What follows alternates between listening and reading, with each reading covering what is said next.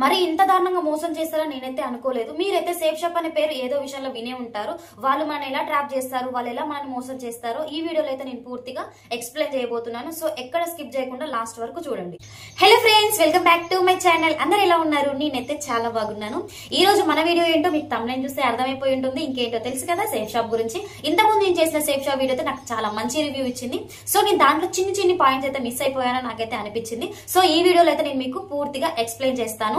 అసలు నేను ఎలా జాయిన్ అయ్యాను, ఎవరు వచ్చి నన్ను జాయిన్ చేయించారు, ఇది బయట వాళ్ళ ద్వారా వస్తుందా, మన ఫ్యామిలీ ఫ్రెండ్స్ ద్వారా వస్తుందా, ఈ రోజు అయితే మీకు చెప్పబోతున్నాను. సో ఎక్కడ స్కిప్ చేయకుండా లాస్ట్ వరకు చూడండి. ఇంకోటి, ఎవరైనా నా వీడియోని కొత్తగా చూస్తున్నట్టయితే లైక్ చేయండి, కామెంట్ చేయండి, సబ్స్క్రైబ్ చేసుకోండి. ఇంకా మన వీడియో లోపలికి వెళ్ళిపోతే, ఇప్పుడు నేను చెప్పే స్టోరీ అయితే 3 years బ్యాక్. ఇది మీకు తెలుసు కదా, నేను 3 years సేఫ్ షాప్ చేశానని. అయితే నేను సేఫ్ షాప్ చేయడానికి కారణం ఎవరైనా ఉన్నారంటే అది మా వదిన గారే. తను నాకు కాల్ చేసి చెప్పారు ఏంటంటే, ఇదైతే ఇంటి దగ్గర ఉండే జాబ్, నువ్వు వర్క్ చేసుకుంటూ కూడా చేసుకోవచ్చు అని చెప్పింది. సో నేనైతే కొంచెం హ్యాపీగా ఫీల్ అయ్యాను. ఎందుకంటే మనం మిడిల్ క్లాస్ కదా, బిలో మిడిల్ క్లాస్ అన్నా పర్లేదు అనుకోండి. అయితే నేను ఒక వర్క్ చేసుకుంటే ఇంకొక వర్క్ చేస్తే నాకు అమౌంట్ ప్లస్ అవుతుంది కదా అని ఒక ఆలోచనతో నేనైతే ఈ జాబ్ లోకి అయితే ఈ మార్కెటింగ్ లోకి అయితే రావడం జరిగింది. అయితే మా వదిన కాల్ చేశారు. కాల్ చేసి ఇట్లా ఇంట్లోనే చేసుకునే వర్క్ ఉంది, చేస్తావా అని చెప్తే చేస్తా వదిన అని చెప్పిన. అయితే ఏంటో చెప్పనా అంటే చెప్పేసేయండి అని చెప్తే తనేమన్నదంటే, ఇప్పుడేమొద్దు, నేను ఫోన్ లో చెప్పాను, డైరెక్ట్ గా వచ్చి చెప్తాను అని చెప్పింది. ఓకే వదిన అని చెప్పేసి నేను నెక్స్ట్ డే ఎంపటే లీవ్ పెట్టేసి ఇంటికి రమ్మని చెప్పాను. తన టీం వాళ్ళు తీసుకొని తను వచ్చేసింది అనమాట ఇక్కడికి, ఇంటి దగ్గరికి. వచ్చిన తర్వాత తను మొత్తం ప్లాన్ ఎక్స్ప్లెయిన్ చేస్తున్నారు. ప్లాన్ అయితే నాకు 1 hour 2 hours అయితే టైం పట్టింది. ప్లాన్ మొత్తం అయిపోయింది, నాకు నచ్చింది. మా ఫ్రెండ్ ఒకళ్ళ ద్వారా నేను 500 అడిగి సైన్ అప్ కూడా చేయించుకున్నాను అనమాట. మనం ఏదైతే సేఫ్ షాప్ లో జాయిన్ అవుదాం అనుకుంటున్నామో 500 సైన్ అప్ చేయాలి. అది 3 years బ్యాక్. బట్ ఇప్పుడు రేట్ పెరిగిందంట, 600 700 ఉందంట. తర్వాత సైన్ అప్ అంతా అమౌంట్ మొత్తం 500 కట్టిన తర్వాత మా వదిన నాతో ఏం చెప్పిందంటే, ఆల్రెడీ నువ్వు సైన్ అప్ చేసావు కదా, 2 months అయినాకైనా ఇప్పుడైనా సరే నీ దగ్గర ఒకవేళ 15,000 ఉంటే దీంట్లో పే చేసి నువ్వు ఇంటి దగ్గర ఉండే వర్క్ చేసుకోవచ్చు, దీంట్లో షాపింగ్ చేసుకొని అని చెప్పింది. అయితే అదేంటి వదిన, నువ్వు 500 తోటి అయిపోతుందని చెప్పావు కదా అని అంటే, లేదు 1500 పెట్టి మనం ప్రొడక్ట్స్ తీసుకోవాలి, తీసుకుంటే అవి మనకు వస్తాయి అని చెప్పింది. సరే అని చెప్పేసి 2 months లో నేను దాంట్లో ప్రొడక్ట్స్ తీసుకున్నాను. ఏమేమి తీసుకున్నానంటే, sari, suit, dinner set.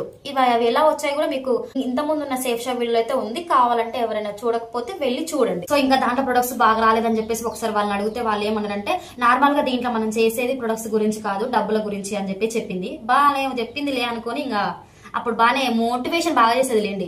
Marketing అంటేనే మోటివేషన్, నాకు తెలిసి మాక్సిమం అదే ఉంటది. ఇంకా అట్లా జరిగిన తర్వాత ఇంకా చిన్నగా అందులో ఉన్నాయని అర్థమవుతున్నాయి. అయితే ఒక్కసారి పెద్ద ట్విస్ట్ ఏమైందంటే, స్టార్టింగే మా వదిన అసలుకి దీంట్లో ఐడినే తీసుకోలేదు. నా దగ్గరకు వచ్చి మా వదిన ప్లాన్ చెప్పింది కదా, అసలు తను అసలు ఐడియానే తీసుకోలేదు. అంటే నేను కొంతమంది, ఆమెకు తెలిసిన కొంతమంది బకరాలు ఎవరైతే ఉన్నారో వాళ్ళు ఒకవేళ కడితే ఈమె కడదాం అనుకుందంట. అప్పుడు దాకా కూడా అసలు ఆమె కట్టలే, అసలు ఇప్పటికీ ఆమె కట్టలే. 3 years అయితే అసలు కట్టలే. ఆమెకు తెలిసింది. నాలాగా 500 పెట్టి సైన్ అప్ చేసుకున్న తర్వాత నెక్స్ట్ ఇంకా ఆమె అమౌంట్ కట్టలేదు. ఇంకా నాతో కట్టిపించింది, 2-3 కూడా కట్టిపించిందంట ఆమె. మరి ఎవరి దాంట్లో పట్టిందో ఈ అకౌంట్ కూడా మనకి తెలియదు. అయితే ఇంక అప్పుడు టెస్ట్ తెలిసింది, అబ్బా అనిపించింది. ఇక ఫ్యామిలీ కదా, వద్దిన అనుకొని నమ్మినా కదా అని అప్పుడు అర్థమైంది నాకు. ఇంకా కొన్ని రోజుల తర్వాత, ఇంకా అప్పటికి 2 months 3 months అవుతుంది.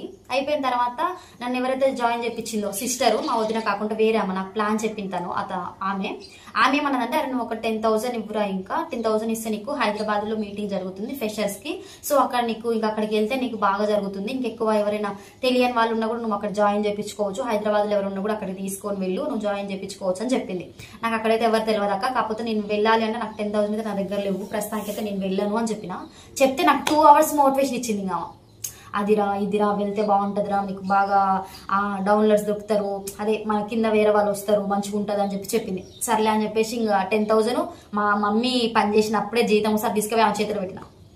ఇంకా పెడితే సర్లే అని చెప్పేసి ఇంకా అక్కడి నుంచి మీటింగ్ కూడా వెళ్ళిన. ఇంకా వెళ్ళిన తర్వాత ఇంకా కొంచెం మోటివేషన్ చేసిరు, అయిపోయింది. మామూలుగా ప్లాన్స్ కి వెళ్తారు కదా, ప్లాన్స్ కి వెళ్తుంటే ఏందక్క ఇంటి దగ్గరే ఉండి చేసుకోవచ్చు అన్నారు, రోజు పెట్రోల్ ఖర్చు అవుతుంది, ఇబ్బంది అవుతుంది అని చెప్తే, లేదురా ఖచ్చితంగా ఇంటి దగ్గర ఉండేది ఏముండదు, నార్మల్ గా మన ఫ్యామిలీ ఫ్రెండ్స్ దగ్గరికి, కొలీగ్స్ దగ్గరికి వెళ్ళి ప్లాన్ చెప్పేసి రావడమే, వాళ్ళు నీవు ఎట్లా కట్టినావు వాళ్ళు కూడా అట్లనే కడతారు, చాలా సింపుల్ గా ఉంటది రా, వచ్చేస్తే ఏం కాదు అని చెప్పింది. సర్లే అని చెప్పేసి వెళ్ళిన. ఇంకా వెళ్ళిన తర్వాత అప్పటికి 6 months 1 year అట్లా అవుతుంది. వెళ్ళిన తర్వాత ఇంకా చిన్నగా జాబ్ బంద్ చేస్తే నీకు బాగా జరుగుతుంది రా, ఎందుకంటే నీకు ఇంతవరకు ఎవరు జాయిన్ కాలే కదా, నువ్వు జాబ్ బంద్ చేసినావు అనుకో నీకు మంచి జరుగుతుంది, ఎందుకంటే నువ్వు అది చేసి ఇది చేసి చేయలేకపోతున్నావురా అన్నది. సర్లే అని చెప్పి అది కూడా బంద్ చేసిన. జాబ్ కూడా బంద్ చేసిన. నాకు దాంట్లో 20,000 అలా శాలరీ ఇచ్చేది, అది కూడా బంద్ చేసిన. ఇక్కడ 1 రూపాయి కూడా అట్లే. ఆమె చెప్పే మాటలకి ఎట్లా లొంగినో నాకే అర్థం కావట్లేదు. సో ఇట్లా చాలా మంది ఉంటారు మోటివేషన్ చేసేవాళ్ళు, ఇంకా దారుణం అసలు. ఇంకా అట్లా చేసుకుంటా మోటివేషన్ చేసారు. సర్లే అని చెప్పేసి జాబ్ కూడా క్లోజ్ చేసిన. అయిపోయిన తర్వాత ఇంకొన్ని రోజులు బాగానే ఆమె దగ్గర ల్యాప్టాప్ ఉంది. ల్యాప్టాప్ ఉంటారే నా ల్యాప్టాప్ నీలా నీ దగ్గర కూడా ఒక ల్యాప్టాప్ ఉంటే బాగుంటుందిరా, నేను నాది నీది ఒకటే ఇబ్బంది అవుతుంది, ఒకటే ఉంటారుకే అని చెప్పింది. సర్లేక మరి ఇప్పుడు ఏం చేద్దాం చెప్పు అంటే, నువ్వు ఒక ల్యాప్టాప్ తీసుకో నేను నీకు ఇప్పిస్తా అన్నది. ఇప్పిస్తా అంటే ఆమె డబ్బులు ఇస్తుందేమో, నేను ఈఎంఐ కట్టాలేమో అట్లా ఆలోచించాను నేను. అది కూడా కాదమ్మా, ఈఎంఐ దగ్గరికి వెళ్ళి 5000 ఎప్పుడు మా మమ్మీ ఎప్పుడు వర్క్ చేసింది కాబట్టి అసలు నాకు అర్థం కాలేదు.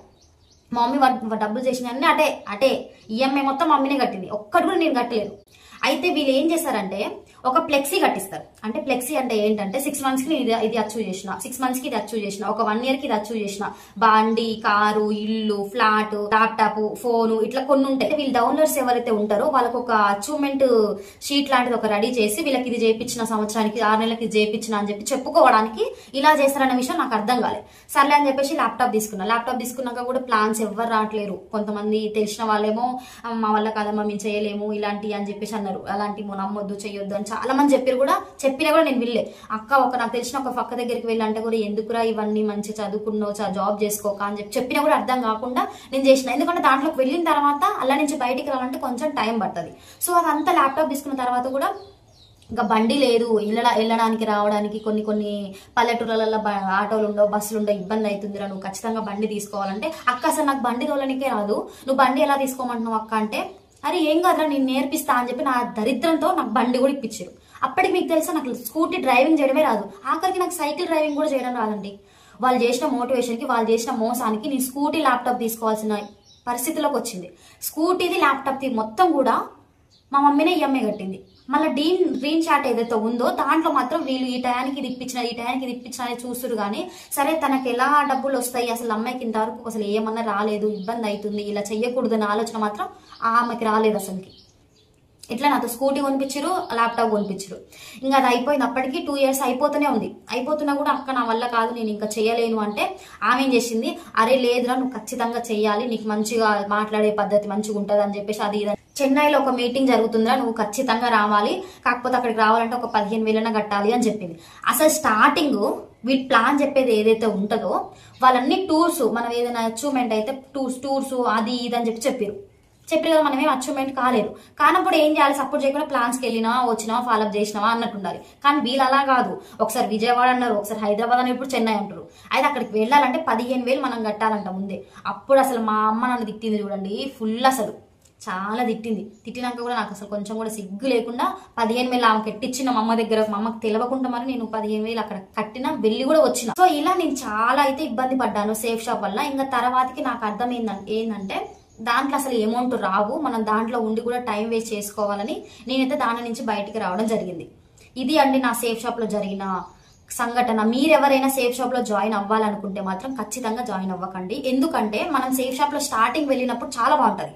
ఎందుకంటే 2 నెలలు 3 నెలలు మన కాంటాక్ట్ లిస్ట్ ఉన్నంత రోజులు మనం మంచిగా మాట్లాడతారు మనతోటి. కాంటాక్ట్ లిస్ట్ ఎప్పుడైతే అయిపోద్దో అప్పుడు వాళ్ళు మనతో మాట్లాడడం బంద్ చేస్తారు.